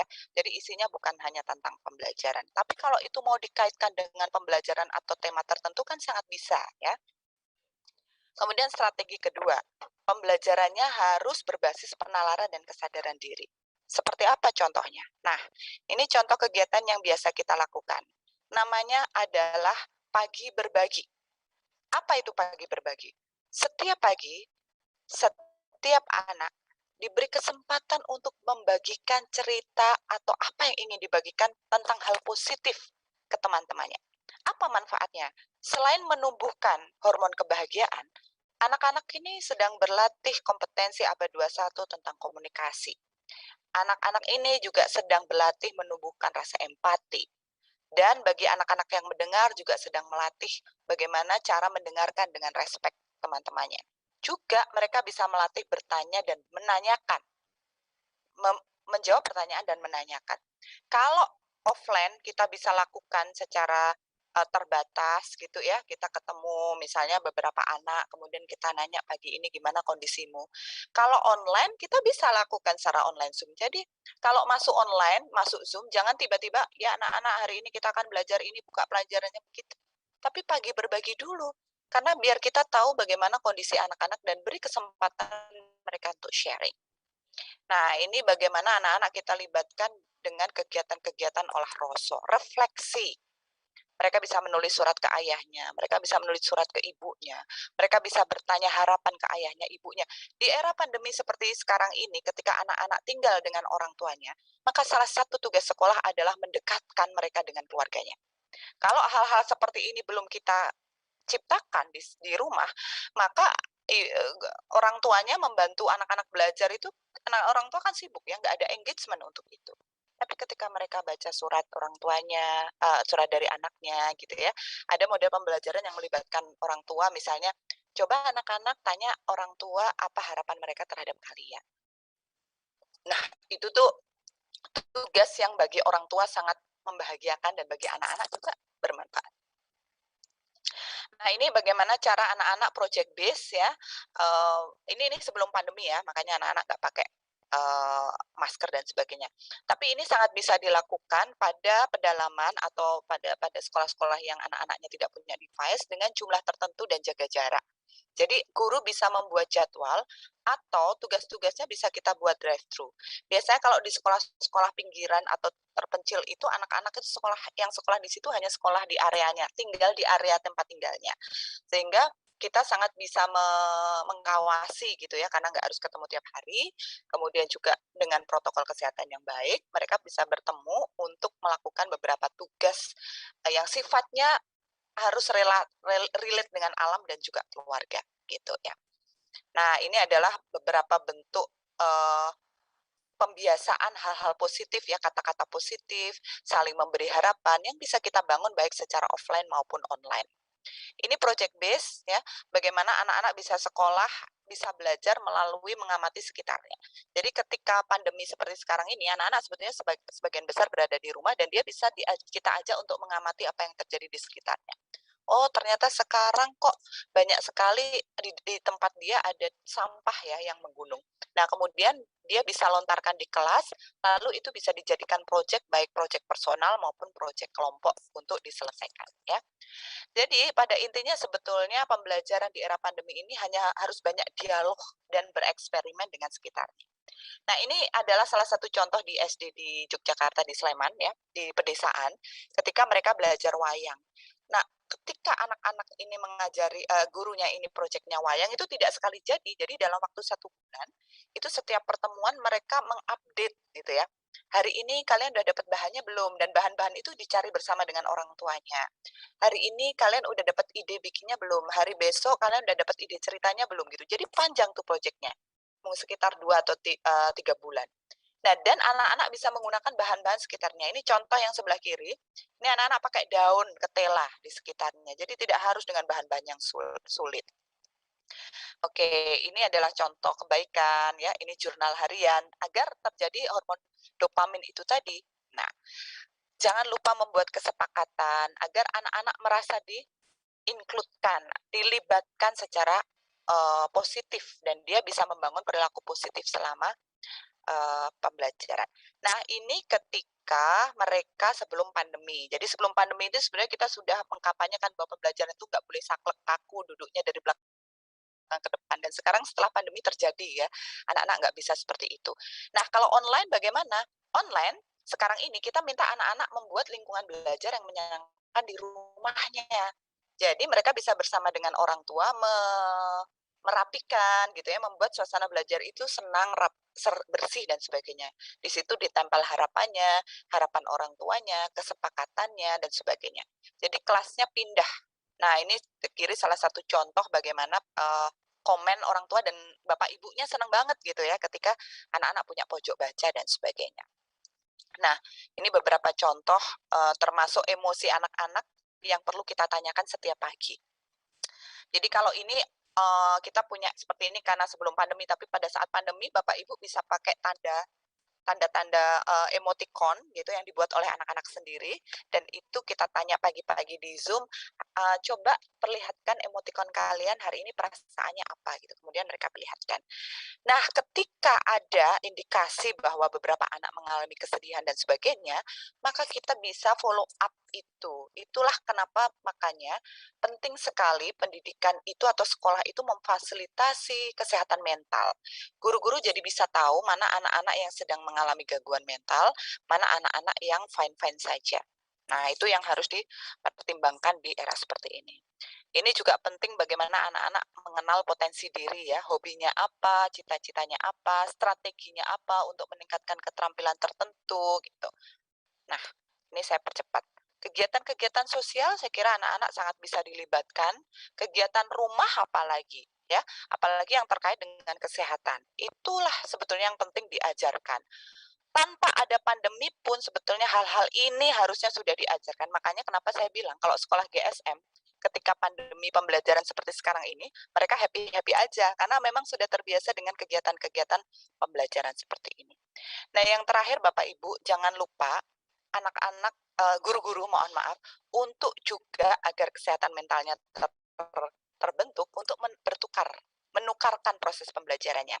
Kalau sekolah-sekolah ikut komunitas GSM, kita punya namanya cross teaching, jadi pertukaran guru. Pertukaran gurunya tidak harus dari SD ke SD, tidak harus juga dari daerah yang sama, tapi dia bisa dari SMA ke SD, guru SD-nya ke SMP, kemudian juga dari Sleman ke Bali, Bali ke Sumatera, itu terjadi pertukaran guru seperti itu dan anak-anak seneng banget karena mereka bisa nemu bintang tamu katanya gitu ya. Nah, ini juga di samping itu guru-guru juga harus selalu punya proses pertukaran mengajar. Karena penting sekali guru-guru ini juga membangun kebahagiaan. Nah, ini saya berikan contoh cepat saja yang SMP ya. Bapak Ibu jadi bisa membayangkanlah proses pembelajarannya seperti apa selama pandemi ini. Nah, ini kayak gini. Ini praktek bersamanya juga ada. Ini yang jenjang SMA, kalau ada sekolah SMA. SMK juga kebetulan kalau SMK kita kerjasama dengan Ditjen Vokasi. Jadi hampir seluruh SMK di Indonesia sekarang sudah pakai gerakan sekolah menyenangkan. Proses pembelajarannya juga sudah berubah. Ini SMA 1 Sleman yang dipakai videonya di. Jadi selama pandemi ini justru mereka produktif menghasilkan produk-produk. Ya, kalau di SD ada salah satu guru juga yang apa sih punya project misalnya bikin lele dan kangkung di satu ember itu anak-anak SD juga udah punya produktivitas bikin itu dan mereka senang gitu ya banyak-banyak project. Nah ini pun kalau di sekolah-sekolah SMA SMP kalau di SD kan sudah ada tematik ya SMP SMA mereka proyeknya biar tidak terlalu banyak, karena kalau satu guru satu proyek kan susah. Mereka kemudian bekerja sama dan berkolaborasi. Jadi satu proyek itu bisa kolaborasi antar mapel. Nah, jadi ini kalau di sekolah GSM sudah terbentuk seperti ini. Nah, ini. Jadi mereka pembelajarannya tidak hanya mendengarkan guru, karena nggak bahagia. Ini komen-komen anak-anaknya ini. Ketika project base-nya itu mereka harus pergi ke pabrik tempe. Dan kemudian mereka belajar kimia, belajar bahasa Inggris dari kasus tempe itu, mereka bisa belajar banyak hal. Ini komen-komen mereka. Ini ya. Nah, Bapak Ibu bisa lihat bagaimana cara menciptakan. Nah, jangan lupa juga Bapak Ibu, kita memberikan penghargaan kepada anak-anak bukan karena mereka juara atau mereka bagus nilainya, tapi karena mereka melakukan hal-hal sederhana yang mereka lakukan. Jadi seperti hari ini ada guru SMK yang memberikan penghargaan kepada salah satu anak karena anak tersebut rajin berdiskusi tentang kopi gitu. Dia kasih penghargaan. Jadi setiap anak berhak, biasanya kalau di GSM namanya piagam kebaikan, diberikan setiap hari Senin, diberikan satu anak satu gitu giliran, dan itu ternyata juga membuat orang tua bahagia. Orang tua pun juga kadangkala sempat kebagian nih piagam kebaikan dari gurunya juga, karena memang orang tua sudah membantu anak-anak proses belajar di rumah. Jadi sebetulnya prakteknya akan banyak, Bapak Ibu bisa lihat yang lengkapnya di IG atau di Facebooknya GSM atau di YouTube-nya GSM. Nah, ini beberapa contoh anak, kalau ini SMK ya, sudah menghasilkan produk-produk bahkan pada saat pandemi. Ini refleksinya anak-anak yang sangat bahagia banget. Jadi di kita biasanya ada social emotional learning yang mengajarkan anak-anak. Jadi kalau ada satu kejadian, biasanya kita nanya apa yang kamu pikirkan, apa yang kamu rasakan, apa yang ingin kamu lakukan. Nah, itu sebetulnya membantu anak-anak untuk berdialog. Ini ya, anak-anak ketika ditanya, keterampilan apa tadi yang kamu pelajari dalam mapel PKK? PKK itu kewirausahaan. Disiplin, berdagang, kedisiplinan. Di situ soft skill-nya yang muncul. Ya, pengetahuan apa yang dipelajari? Pengetahuan kewirausahaan. Jadi guru-guru bisa assess melalui itu. Apa yang kamu pikirkan tentang challenge 5R? 5R itu yang tentang bersih-bersih kamar. Menjadi lebih bisa menjaga 5R, memikirkan cara untuk mengembangkan 5R, tempat belajar menjadi bersih. Nah, hal-hal seperti ini yang harus kita bangun banyak, refleksi dari anak-anak terhadap pembelajaran yang mereka lakukan. Terjadinya dialog dan interaksi inilah yang akan membantu anak-anak merasa bahagia dan senang ketika belajar. Ini salah satu contoh yang dibuat oleh ini kepala sekolahnya loh yang melakukan ini ya. Dia melempar satu kasus tentang sampah di sebuah daerah dekat sekolahnya. Kemudian dia bertanya ke anak-anak, halo anak-anak hebat, menurut kalian apa yang kalian lihat, apa yang kalian rasakan dan lakukan. Dan di sini ternyata anak-anak langsung bisa menemukan bahwa, oh itu sampahnya numpuk ya, saya jadi yang saya rasakan itu jadi merusak keindahan. Yang ingin saya lakukan gotong royong. Nah setelah itu memang ada gotong royong beneran gitu. Nah jadi Bapak Ibu bisa lihat di sini ya. Nanti Bapak Ibu bisa lihat sendiri di medsos kita yang banyak. Baik, saya kira itu dari saya, tapi sebelum saya tutup, saya ingin mengungkap satu quote yang paling penting dan nanti kita bisa diskusi setelah itu bahwa wajah anak-anak kita itu bisa dilihat dari kelas-kelas. Kalau kita ingin melihat bangsa kita ini bahagia, tegar, bisa menyelesaikan persoalan, maka kita harus melalui dan memulai itu dari kelas-kelas yang kita miliki. Terima kasih. Selamat siang. Assalamualaikum warahmatullahi wabarakatuh.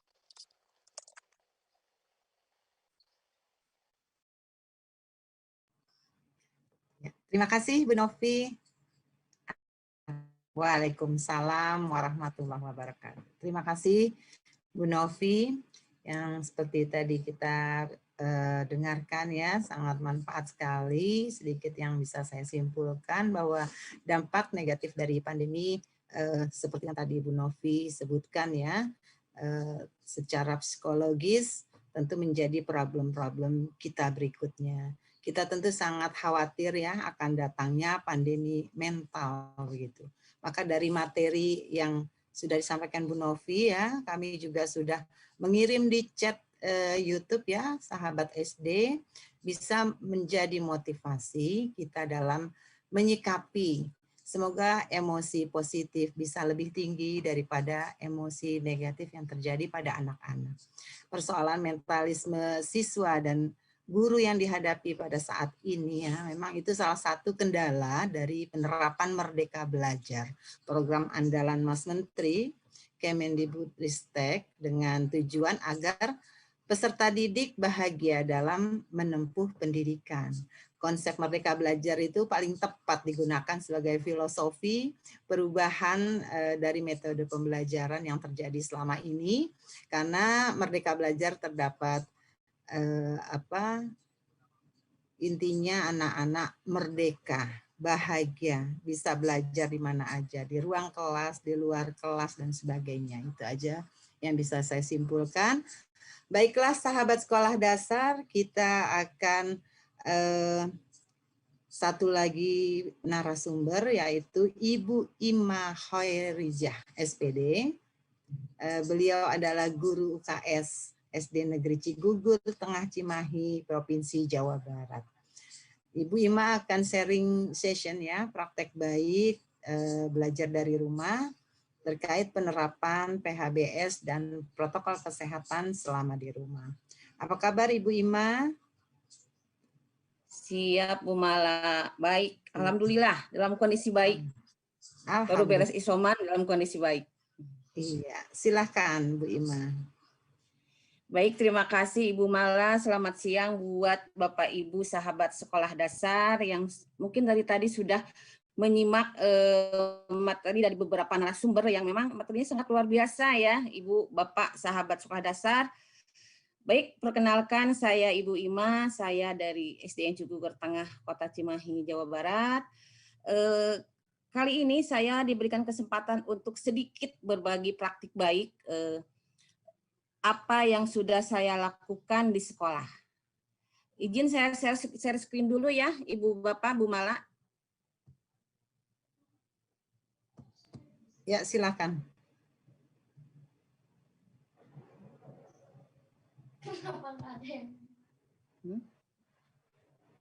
Belum Bu, belum ada. Iya, bentar Bu.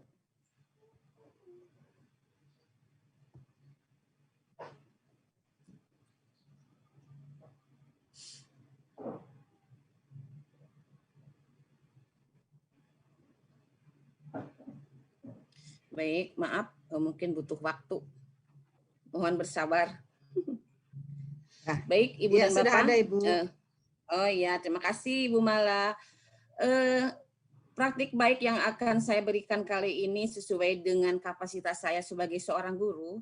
Jadi ketika yang saya laksanakan, ini yang akan saya bagikan kepada Bapak Ibu sahabat sekolah dasar. Mudah-mudahan ada manfaatnya meskipun cuma sedikit dan sangat-sangat sederhana. Seperti kita ketahui bersama bahwa sudah hampir 1,5 tahun ini dunia pendidikan kita itu berubahnya sangat gratis, sangat luar biasa gitu.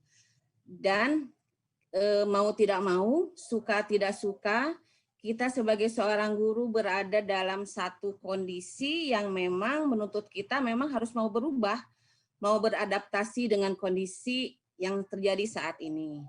Mungkin itu yang terjadi, tapi meskipun berubah dalam hal apapun, tanggung jawab kita sebagai seorang guru memang masih sama atau mungkin malah lebih gitu ketika kita mengadakan kegiatan belajar mengajar di secara daring atau secara online. Biasanya kita melakukan tetap muka secara langsung, kita bisa berinteraksi langsung dengan anak, karena kondisi, karena keadaan, akhirnya kita harus beradaptasi dengan melakukan pembelajaran jarak jauh, belajar dari rumah, dan itu sama memiliki tanggung jawab yang tidak berbeda. Baik Ibu dan Bapak, kita lihat beberapa tanggung jawab guru di saat BDR. Selain memastikan kemampuan anak di akademiknya, guru juga memiliki tanggung jawab untuk memastikan anak merasa bahagia saat belajar dari rumah. Seperti yang tadi Ibu Novi bilang, anak-anak itu harus belajarnya sangat menyenangkan sesuai dengan karakteristik anak. Ketika anak merasa bahagia, imun anak akan terjaga. Dan bagaimana cara kita itu jangan lupa bahwa tidak hanya anak pada umumnya yang kita hadapi di sekolah atau di kelas kita kita juga jangan melupakan keberadaan anak-anak spesial kita, anak-anak berkebutuhan khusus yang memang mereka membutuhkan pengertian, pemahaman yang lebih dari kita, kesabarannya tingkat tinggi untuk menghadapi mereka. Bahkan sampai sekarang pun mereka itu tidak mengerti kenapa mereka tidak bisa belajar di sekolah, kenapa mereka tidak bisa bertemu dengan temannya, kenapa mereka tidak bisa bertemu dengan gurunya, karena dalam pikiran mereka kalau belajar harus ada teman, harus ada guru. Itu sampai sekarang juga mereka belum mengerti.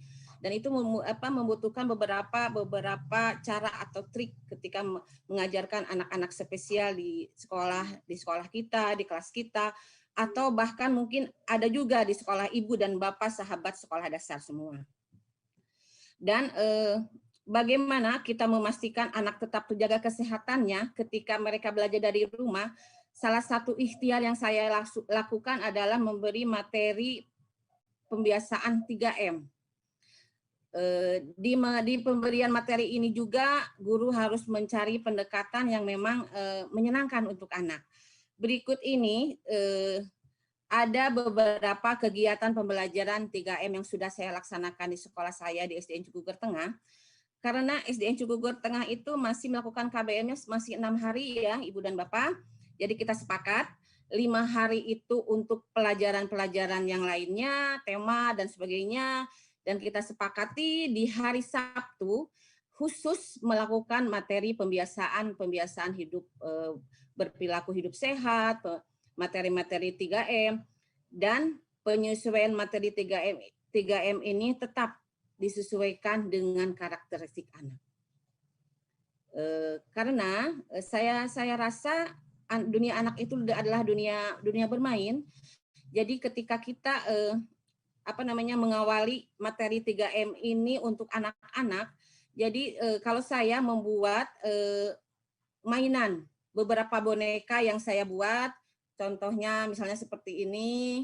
Jadi ini adalah boneka-boneka yang saya buat, boneka-boneka superhero yang saya jelaskan kepada anak-anak, yang saya kenalkan kepada anak-anak di sekolah saya, bahwa selama pembiasaan 3M ini, anak-anak akan ditemani oleh beberapa teman barunya, yaitu beberapa boneka yang sudah saya buat, nanti yang saya rancang untuk, jadi saya ajak anak-anak untuk bermain, untuk bercerita, untuk untuk mengenal lebih jauh bagaimana pembiasaan 3M ini melalui mainan, melalui boneka.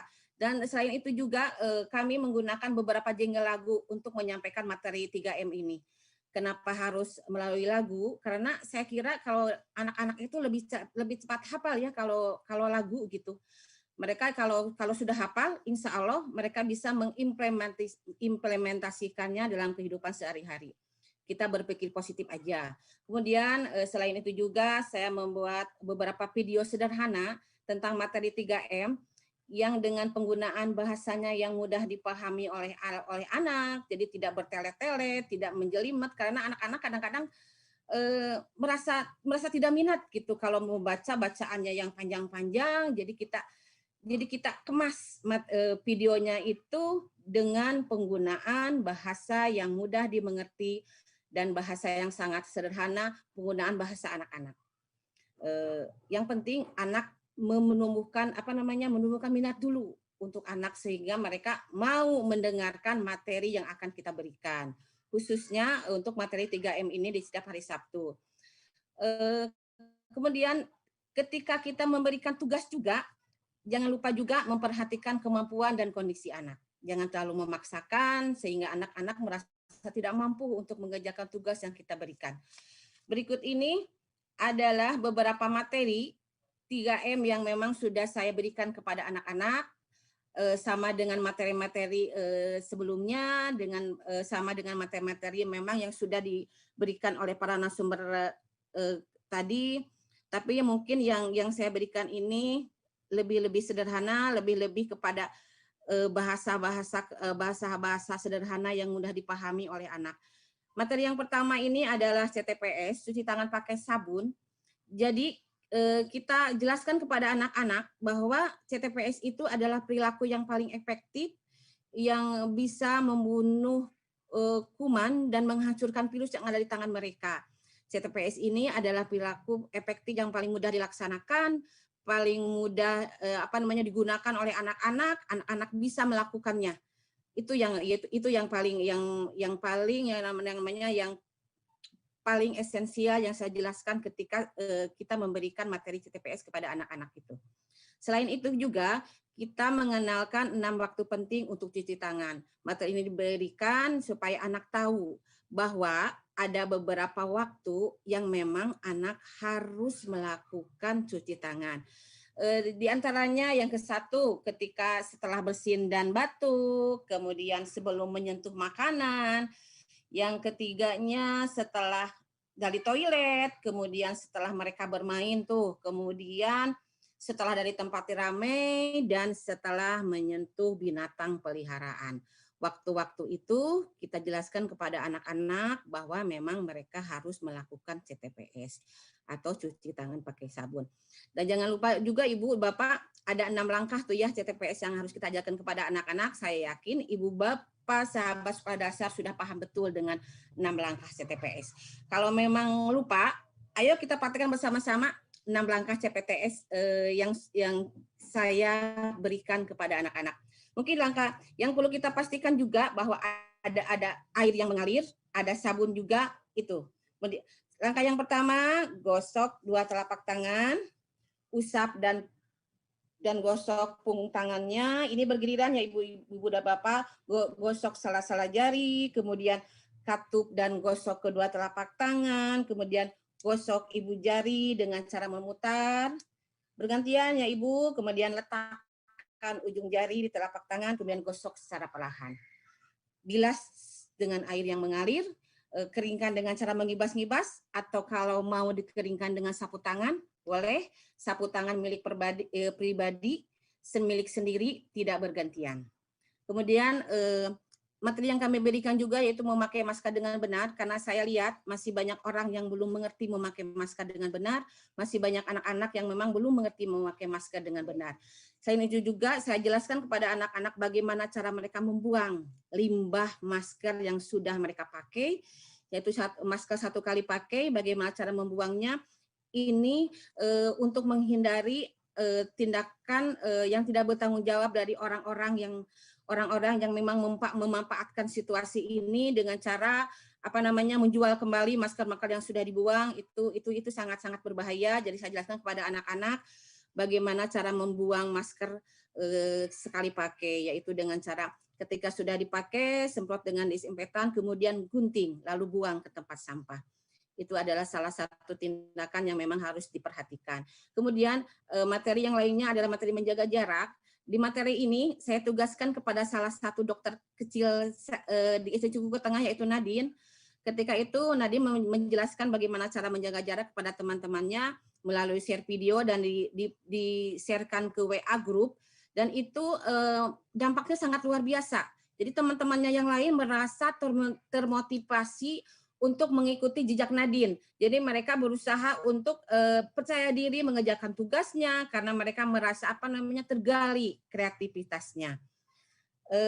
Kemudian setelah kita memberikan materi 3M ini bagaimana sih kita memastikan bahwa anak-anak kita sudah melakukan pembiasaan 3M?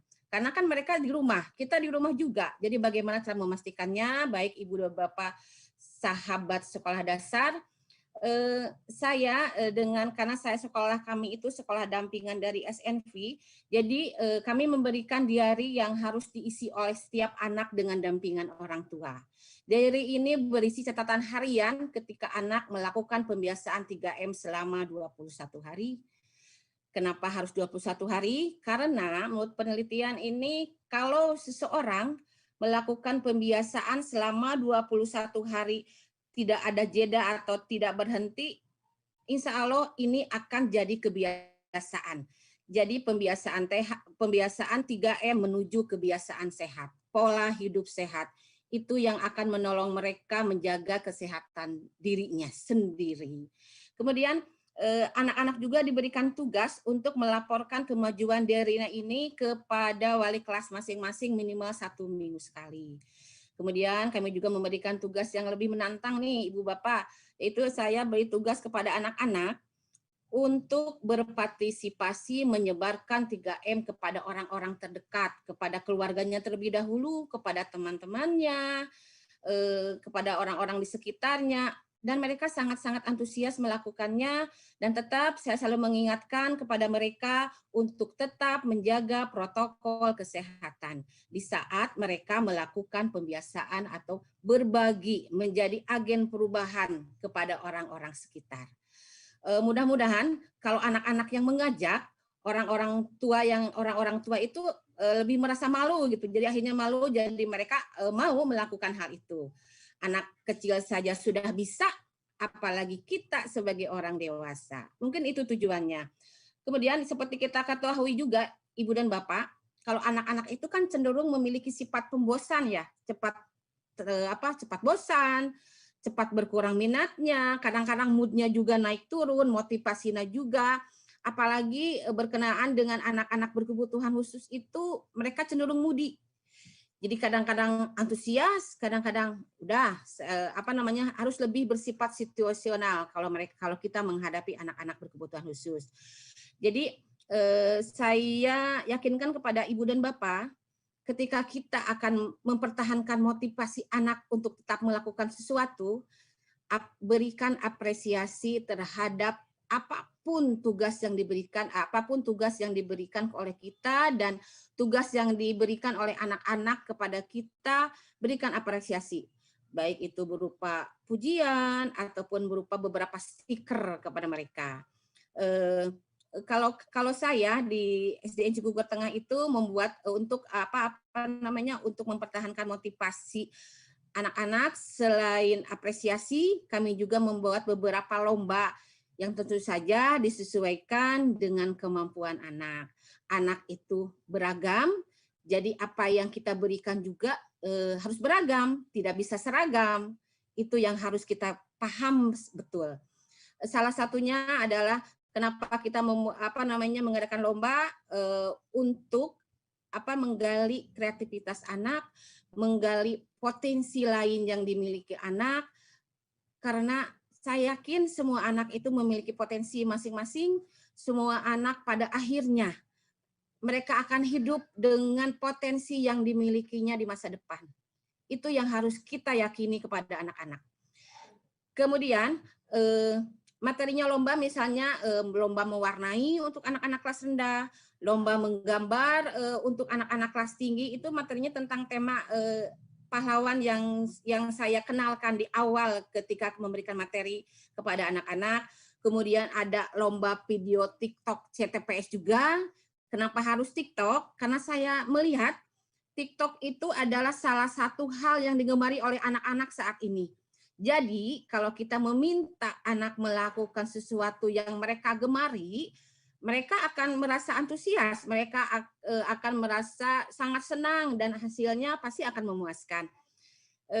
Jadi namanya kalau kita memberikan apa-apa yang mereka sukai, kita kembangkan minat anak terlebih dahulu, mereka akan lebih cepat memahami apa yang akan kita berikan. Kemudian selain itu juga kita mengadakan lomba video membacakan ikrar, ada juga lomba poster 3M, dan di lomba poster 3M ini ada salah satu anak-anak yang berhasil dan saya ikut sertakan di lomba poster tingkat Kota Cimahi di hari ulang tahun Kota Cimahi, dan alhamdulillah dia mendapat juara 1 dan mendapat hadiah, mendapat apresiasi sebuah piala dan sepeda. Itu adalah salah satu keberhasilan meskipun anak-anak kami belajar di rumah, anak-anak kami juga bisa berkreasi, anak-anak kami juga bisa berprestasi. Izin saya menampilkan beberapa dokumentasi kegiatan yang sudah saya laksanakan di sekolah saya. Ini adalah dokumentasi kegiatan 3M yang sudah saya laksanakan. Mungkin sudah terlihat. Kemudian ini adalah beberapa hasil dari anak ketika mengikuti lomba yang kami lakukan. Kemudian ini ada beberapa lomba yang kami lakukan juga. Dan ini adalah poster yang menjadi juara 1 di tingkat Kota Cimahi. dan alhamdulillah diberikan hadiah sepeda oleh SNV dan oleh Bapak PLT Wali Kota Cimahi. Buat saya merupakan prestasi yang sangat-sangat luar biasa buat sekolah kami, buat anak-anak kami, dan yang paling membahagiakan bahwa anak-anak kami untuk saat ini merasa senang, merasa bahagia, melaksanakan pembiasaan 3M, meskipun sudah 21 hari sudah berlalu, tapi antusias mereka masih sangat terlihat dengan tetap mengirimkan diary mereka ketika melakukan pembiasaan 3M.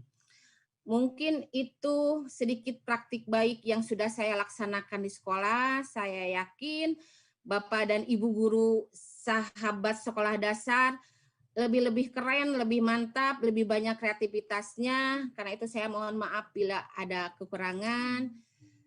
Hatur nuhun. Wassalamualaikum warahmatullahi wabarakatuh. Waalaikumsalam warahmatullahi wabarakatuh. Terima kasih Bu Ima atas yang sangat memotivasi sekali ya. Bagaimana kita saling memberi apresiasi di masa pandemi itu pastinya sangat baik, juga mengajak anak-anak dengan hal yang disukai ya, seperti TikTok dan sebagainya. Baiklah sahabat sekolah dasar, 5 narasumber sudah memaparkan materinya, maka kita sekarang kepada sesi diskusi tanya jawab ya. Jadi setiap narasumber sudah kami pilihkan 3 pertanyaan yang kita ambil dari kolom chat YouTube dan saya bacakan sekaligus 3 ya, langsung dijawab oleh narasumbernya. Kebetulan ini saya lihat ada 3 pertanyaan yang ditujukan untuk Pak Rigil. Pak Rigil masih hadir ya, Pak Rigil? Iya Bu, masih Bu. Siap Bapak. Saya bacakan 3 pertanyaan yang ditujukan kepada Bapak. Yang pertama dari Septi. Septi dari SDN Gelangan 2 Magelang bertanya bagaimana cara mengatasi atau solusinya bagi anak dan keluarganya yang tidak bisa melaksanakan perilaku hidup bersih dan sehat. Pertanyaan yang kedua dari Nani Rosanti dari SD Negeri Cipelem 01. Izin bertanya Pak Rigil, bagaimana sih cara memberi pengertian kepada orang tua terlebih yang berpendidikan rendah terkait PHBS ini? Soalnya saya sering dapat komplain dari orang tua padahal anaknya mau tapi. Lalu pertanyaan yang ketiga datang dari Laila Hanzakak. Mohon bertanya Pak Rigil, bagaimana memberitahu atau penjelasan kepada orang tua yang belum menerapkan PHBS dan kurang percaya adanya virus COVID. 3 pertanyaan ini mohon sekaligus dijawab oleh Pak Rigil dan mungkin sekalian aja juga ya closing statement. Silakan Pak Rigil.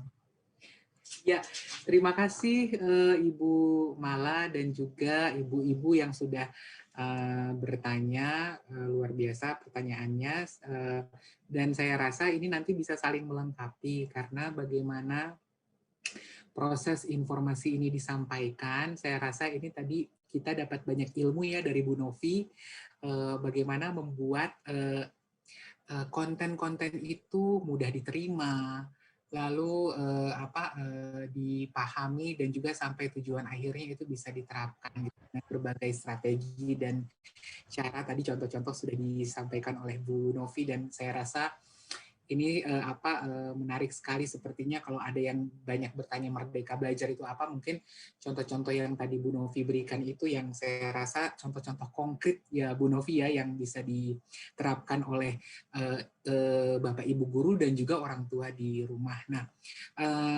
terkait beberapa pertanyaan dari Bu Septia. Yang pertama dari Magelang, Bu Mala, bagaimana kalau misalkan orang tuanya tidak mau nih? Saya rasa Bu Septi, Bu Nani, dan juga Bu Laila ini pertanyaannya seragam ya Bu Mala.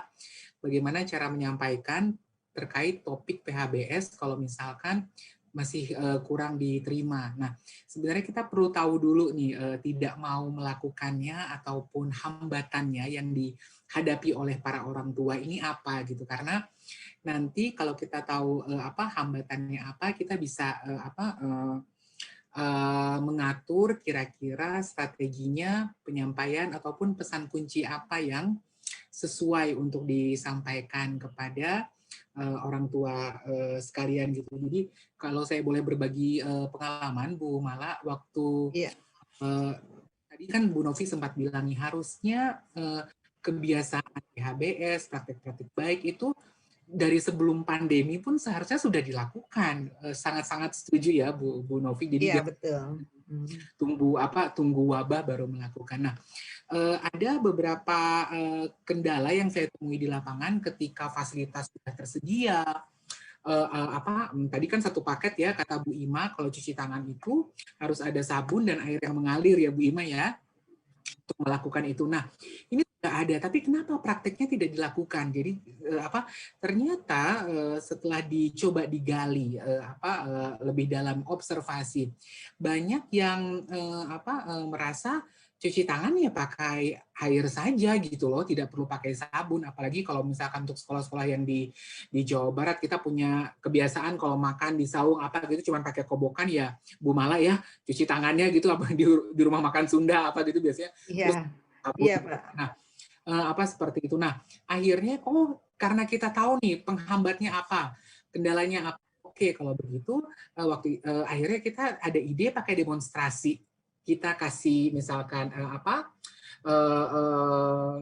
ada kotoran ataupun serbuk itu di tangannya, dan nanti kita scan tubuh kayak untuk melihat scan uang apakah dia palsu atau tidak ya, pakai kayak blue light gitu.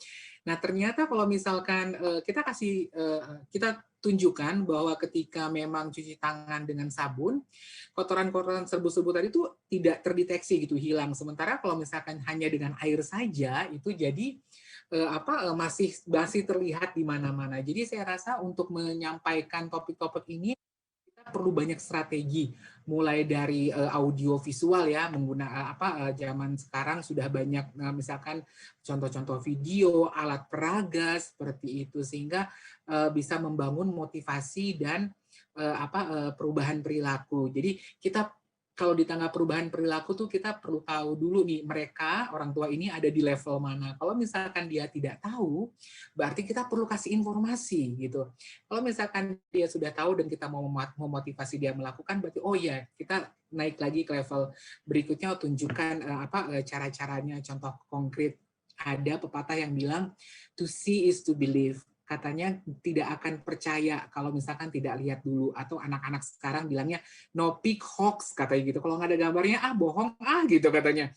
Nah, jadi kita perlu kasih perbanyak contoh-contoh. Sama saya senang apresiasi sekali Bu Ima dan Bu Novi tadi, banyak sekali contoh-contoh yang contoh-contoh konkret, contoh nyata yang membuktikan bahwa itu bisa dilakukan gitu. Jadi buat Bu Septi, Bu Nani, dan Bu Laila, kita perlu cari tahu dulu apa alasannya, dan saya juga coba tadi ini menyerap apa yang Bu Novi sampaikan, banyak-banyak hormon ya yang bisa sangat-sangat berpengaruh gitu. Nah, saya rasa ketika kita menyampaikan sesuatu ataupun mentransfer ilmu, kita perlu membuat diri kita nyaman dulu, happy dulu, senang dulu, sehingga nanti yang ditransfer pun itu menangkap maksudnya, menangkap faedahnya gitu-gitu. Saya rasa ini yang perlu kita edukasi banyak. Kalau misalkan ada yang sampai sekarang masih ada yang percaya kalau misalkan COVID itu konspirasi, atau apa, aduh saya hanya berdoa jangan sampai orang itu kena gitu ataupun merasakan gitu, karena saya sendiri yang sudah pernah merasakan itu tidak sangat-sangat ya namanya sakit ya, itu tidak enak. Jadi apa sih yang membuat orang-orang masih sampai berpikir kalau ini adalah hoax Ya. gitu. Ini Baik, pandeminya Pak nyata loh. Ridil. Ya, jadi mungkin seperti itu Bu Mala, kita cari dulu tahu Iya, Pak. hambatannya dan kita nanti datang dengan pesan kuncinya. Iya. Terima Iya. kasih Bu. Baik, makasih banyak Pak Ridil. 3 pertanyaan sudah dijawab. Sekarang ada pertanyaan dari peserta di chat YouTube untuk Ibu Novi. Ada 3 pertanyaan yang juga sudah kita pilihkan. Bu Novi masih nyimak ya. Halo Bu Novi. Oh, halo Bu, masih standby. Ya, siap. Ini ada pertanyaan untuk Ibu dari Kristiana Evi, SDN Madio Condro. Pertanyaan untuk Bu Novi, apa yang bisa dilakukan oleh pendidik untuk mengurangi masalah kesehatan mental yang dialami siswa ketika mengalami kebosanan pembelajaran daring? Yang kedua dari Margareta Bara, bagaimana caranya mengatasi orang tua yang HP-nya sulit sinyal, jadi tidak bisa nyambung kalau kita belajar. Yang ketiga dari Tuti Hartati Brebes. Dalam masa pandemi ini memang banyak sekali yang terpuruk sehingga menimbulkan perasaan yang tidak baik atau banyak yang stres. Dengan kondisi tersebut bagaimana kita bisa memunculkan semangat positif untuk melihat sebuah pandemi. Saya merasa tidak nyaman dan sulit dengan kondisi seperti ini. Apa-apa susah dan sulit, apalagi ditambah dengan harus mendampingi anak belajar. Terima kasih. Mohon Bu Novi diberi jawaban yang singkat aja. Silahkan. Baik, terima kasih. Pertanyaan pertama saya coba jawab untuk Bu Kristiana.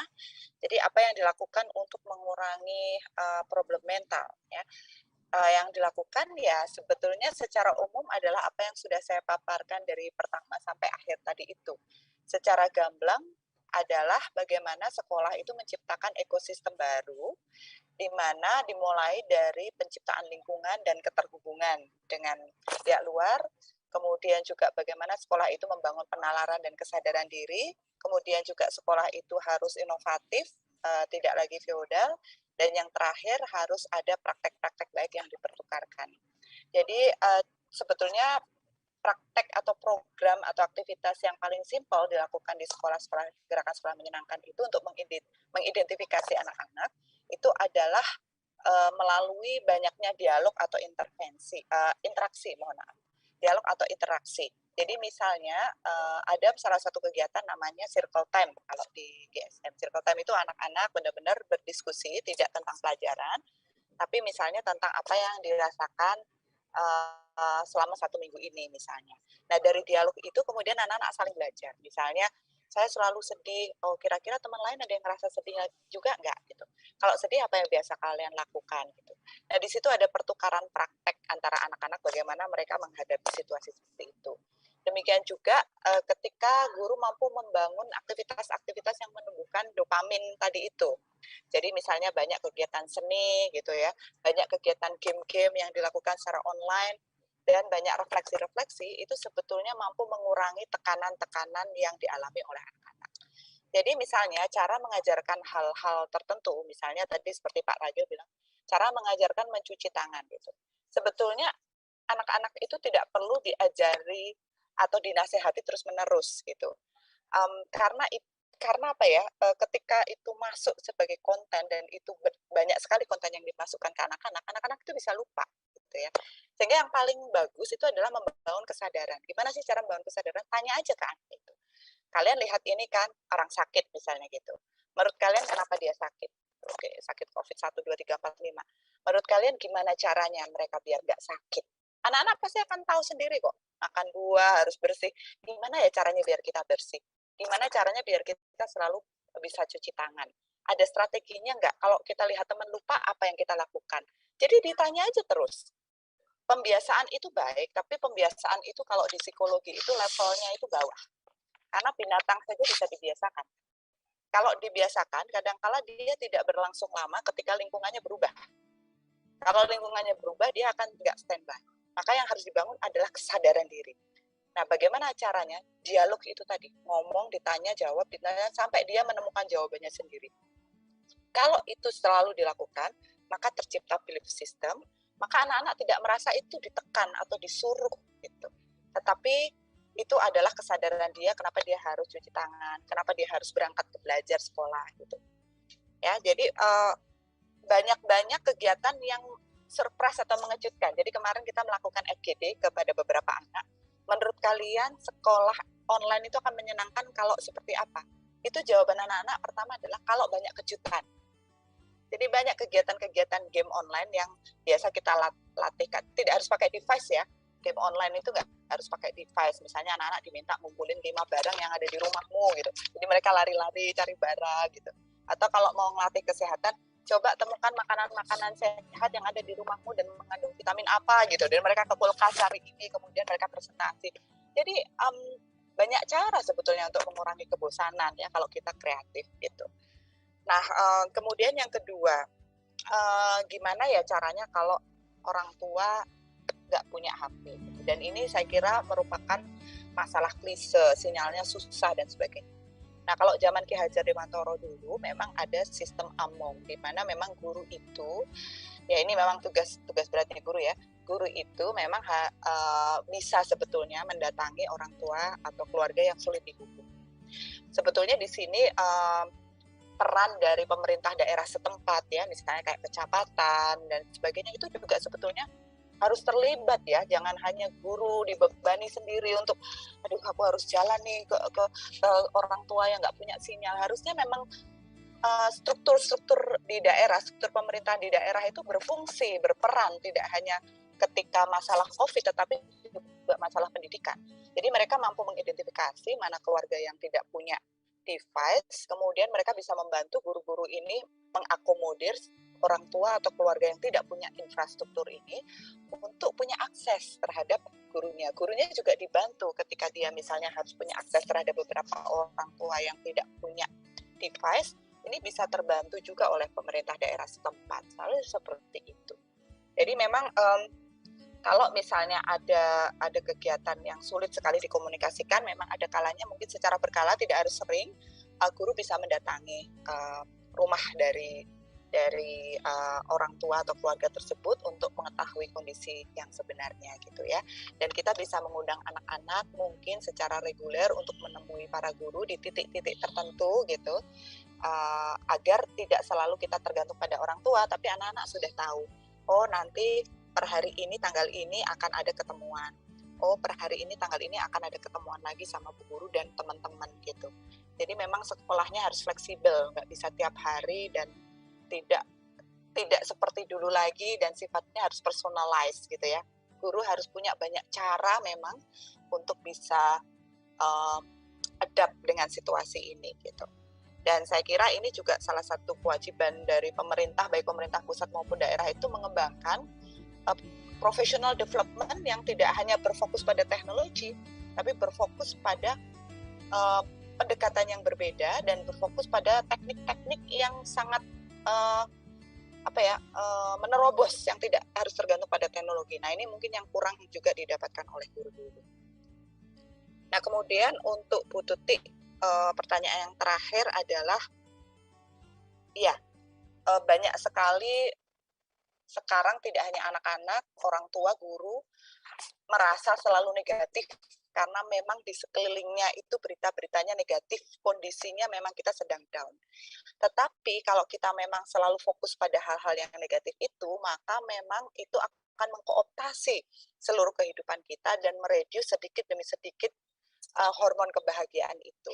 Nah, saya bisa analogikan seperti ini, Bu Tuti. Kalau misalnya kita analogikan gelas putih, jadi atau ini deh, saya analogikan ini botol isinya air putih. Air putih itu adalah hal-hal yang sifatnya positif. Gitu. tiba-tiba kita masukin botol air ini, air putih ini dengan yodium warna merah. Yodium warna merah itu kita analogikan hal-hal yang negatif. Nah, kalau yodium itu isinya banyak sekali di tubuh kita, jadi ini kita umpamakan tubuh, karena memang tubuh itu sebagian besar kan air ya isinya ya kalau nggak salah. Nah, tadinya airnya putih nih, airnya banyak, bagus karena positif. Ternyata banyak berita negatif, kematian, bahaya COVID, dan sebagainya. Ini maka kemudian menjadi merah, menjadi negatif. Nah, caranya gimana biar dia tetap terjaga positif? Agar dia tetap terjaga positif dan airnya jernih, maka kita harus selalu masukkan air putih sebanyak-banyaknya kan, agar warna merahnya itu tumpah. Nah, itu kenapa pentingnya, baik di rumah maupun di sekolah, sering-sering ada positivity box tadi itu. Jadi setiap hari anak-anak dan kita sebagai orang dewasa itu diminta melihat hal positif di sekitar kehidupan kita, itu pertama. Setiap hari kita bisa nanya, apa hal positif yang kamu temukan hari ini? Gitu. Atau kita bisa misalnya bikin permainan, coba hari ini adalah harinya Rika. Nah, kita semua akan menuliskan atau mencari hal-hal positif tentang Rika. Gitu. Sehingga Rikanya yang tadinya mungkin negatif, dia merasa positif. Itu bisa digilir tiap hari. Demikian juga kalau guru, kepala sekolah bisa membuat itu sebetulnya terhadap guru, ya. Apa yang diberi reward, diberi penghargaan, diberi acknowledgement. Bahkan guru sebetulnya juga bisa meng-create itu. Coba anak-anak sekarang tulis hal-hal atau tulis surat buat bu guru, gitu, walaupun nggak hari guru. Saya yakin nanti ketika ada surat itu, dan suratnya saya nggak yakin suratnya negatif, suratnya biasanya positif, terima kasih bu guru, itu bisa menjadi dopamin dalam tubuh kita dan bisa menjadi hal positif. Demikian juga ke orang tua. Biasakan di sekolah itu kita memberikan penghargaan ke surat dan sebagainya ke orang tua. Jadi itu cara-cara menumbuhkan hal positif ke tubuh kita. Ya, saya rasa cukup mungkin Bu Novi jawabannya ya, udah dari 3 pertanyaan tersebut ya. Terima kasih Bu Novi. Ya, kita lanjut lagi, ada 2 pertanyaan untuk Ibu Ima. Bu Ima masih hadir, Bu Ima? Masih Bu. Iya, ada pertanyaan dari Andriana Nusa Tenggara Barat. Apakah ada tantangan atau kendala ketika melaksanakan kegiatan tersebut? Jika ada, bagaimana solusi yang Ibu tempuh? Dan pertanyaan yang kedua dari Yusak Neolaka, mohon bertanya solusi yang baik untuk menanamkan pendidikan budi pekerti dan nilai-nilai karakter kepada anak ketika belajar dari rumah. Mohon ini karena waktu ya Bu ya, jadi dijawab sesingkat-singkatnya aja. Terima kasih. Silakan. Baik, terima kasih Ibu Mala. Saya akan menjawab pertanyaan yang pertama ya, apakah ada tantangan dan kendala dan solusinya gitu ya ketika belajar dari rumah, itu ya pertanyaannya. Ketika pembelajaran, ketika pertanyaannya apakah ada tantangan dan kendala dan solusi di saat kita melakukan pembiasaan seperti itu dari yang saya lakukan itu mungkin. Iya betul. Kalau kendala dan tantangan mungkin pasti ada juga, karena tidak semua orang tua pada awalnya bisa mengerti dengan program, dengan pembelajaran yang dilakukan oleh SDN Cukur Tengah, khususnya di materi 3M ini. Karena kadang-kadang karena di SDN Cukur Tengah ini banyak orang tua yang memang bekerja, jadi pagi-pagi itu sudah tidak ada, jadi mereka merasa awal-awalnya merasa keberatan dengan pembelajaran daring ini, tapi akhirnya di saat memberikan solusi dengan cara misalnya ketika ibu pulangnya kapan, itu bisa tugas diberikan setelah ibu selesai bekerja gitu. Jadi kita memberikan fleksibel gitu. Fleksibel, terus kemudian ketika ada anak-anak yang memang memiliki kendala di HP atau di lingkungan sekitar, kita bisa beri cara dengan bisa datang ke sekolah dengan misalnya dengan tidak berkerumun atau satu orang itu kan tidak banyak juga kan yang mengalami kendalanya, jadi kita bisa mengatasinya dengan cara secara personal juga, secara fleksibel juga, kemudian tidak memberatkan juga gitu. Mungkin itu yang bisa saya jawab. Kemudian solusi yang baik untuk menanam budi pekerti mungkin dengan cara memberikan teladan kepada anak-anak, kemudian menumbuhkan rasa empati dengan cara, apalagi kalau di sekolah kami itu adalah sekolah penyelenggara pendidikan inklusif, jadi kadang-kadang bahwa anak-anak itu harus memahami bahwa ada temannya yang berbeda, bahwa mereka ada temannya yang tidak hanya cukup dimengerti, ditolong, tapi cukup perlu juga dipahami kesulitan-kesulitan temannya. Jadi di sekolah kami itu penumbuhan empati di usia dini memang telah terbangun gitu. Ketika melihat temannya yang berbeda, jadi bagaimana mereka menolong teman-temannya yang berbeda, bagaimana mereka tetap menghargai, tetap memahami, tetap membantu ketika teman-temannya yang berbeda itu mengalami kesulitan. Itu adalah salah satu bentuk penanaman budi pekerti kepada anak-anak, itu memiliki empati yang tinggi kepada perbedaan gitu. Menerima keberagaman itu juga salah satu bentuk sikap perilaku budi pekerti yang memang harus ditanamkan, penanaman karakter gitu. Empati, kemudian menerima keberagaman, menerima perbedaan dengan tidak mempermasalahkan perbedaan antar temannya, itu merupakan salah satu bentuk karakter yang ditanamkan di sekolah kami. Mungkin itu Bu Mala, terima kasih. Ya, terima kasih Bu Ima. Tadi saya minta dalam menjawab sekalian closing statement ya. Jadi yang belum ini dari ya, Ikatan Dokter Anak Indonesia dan Dek Nadine ya. Coba Dek Nadine masih hadir? Dek Nadine? Ya. Dek Nadine bisa sampaikan closing statement mungkin dengan apa yang Dek Nadine dengar dari bahwa pemerintah dan kita semua yang hadir banyak memikirkan anak-anak terutama di masa pandemi ini ya, agar tidak banyak yang terpapar juga dengan perilaku PHBS ini. Nah, apa yang Nadine bisa sampaikan closing statement Dek Nadine? Silahkan. Jadi sih kalau mau main tuh harus patuhi protokol kesehatan gitu ya. Contohnya kayak jaga jarak, pakai masker, atau setelah dari bermain tuh harusnya cuci tangan. Dan juga sebelum menyentuh makanan atau jajan di luar ya. Kesukaan banyak anak-anak, teman-teman saya juga seperti itu. Jajan di luar lupa dengan kata cuci tangan. Jadi makan dengan tangan yang kotor. Gitu. Pintar ya Nadine ya. Jadi menyimak ya dari tadi Nadine paparan-paparan ibu bapak yang hebat-hebat ini. Iya. Ya? Oke. Menyimak ya. Senang Nadine ikut acara ini? Senang. Alhamdulillah. Nah Nadine kan udah kelas 6 SD, udah besar, dan juga Nadine adalah dokcil ya, dokter cilik. Nadine sampaikan apa-apa yang Nadine ketahui dari kegiatan ini kepada teman-teman agar benar-benar mengikuti PHBS, perilaku bersih dan sehat, juga protokol kesehatan. Baik, makasih Nadine. Sekarang saya ingin menyapa dari Ikatan Dokter Anak Indonesia, Ibu Nina masih hadir? Masih hadir, mohon maaf saya ini sambil bekerja juga di rumah sakit. Ya, mohon maaf. Ibu, barangkali closing statement-nya dari Ibu. Silahkan, Bu.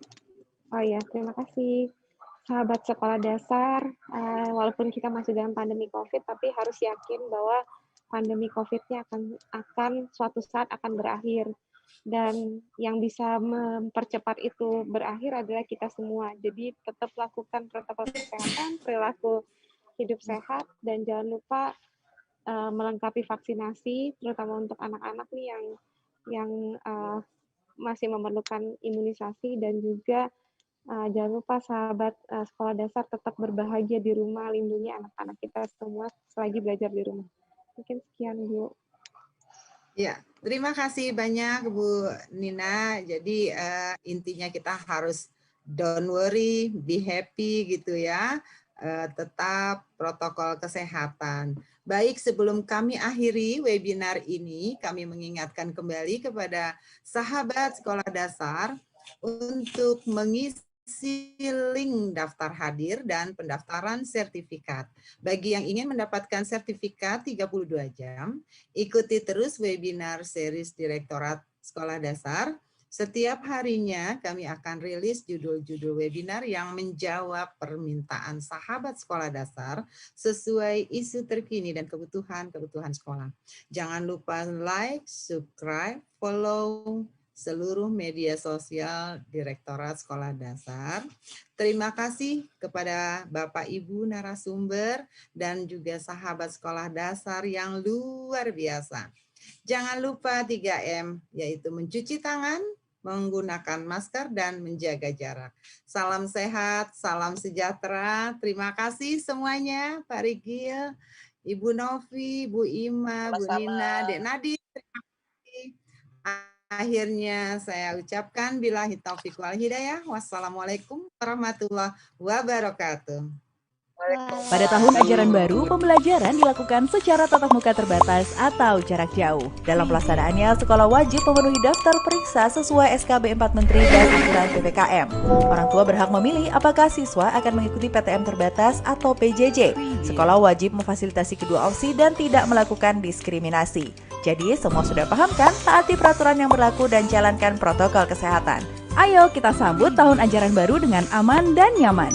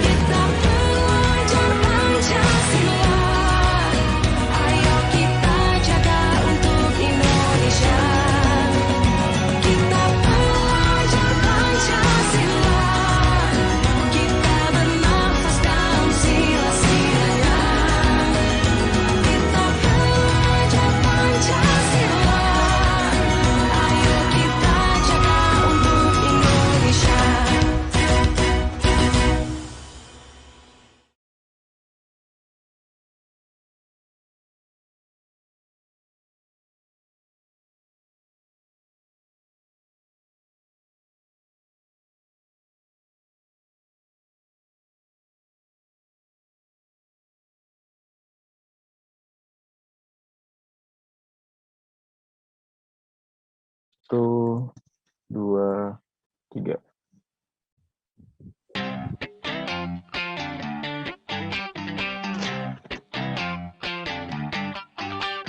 Seru belajar kebiasaan baru agar selamat selalu, ini panduan untukmu. Mau berangkat cek suhu tubuh dulu, pakai masker selalu. Yo oh oh ayo ayo.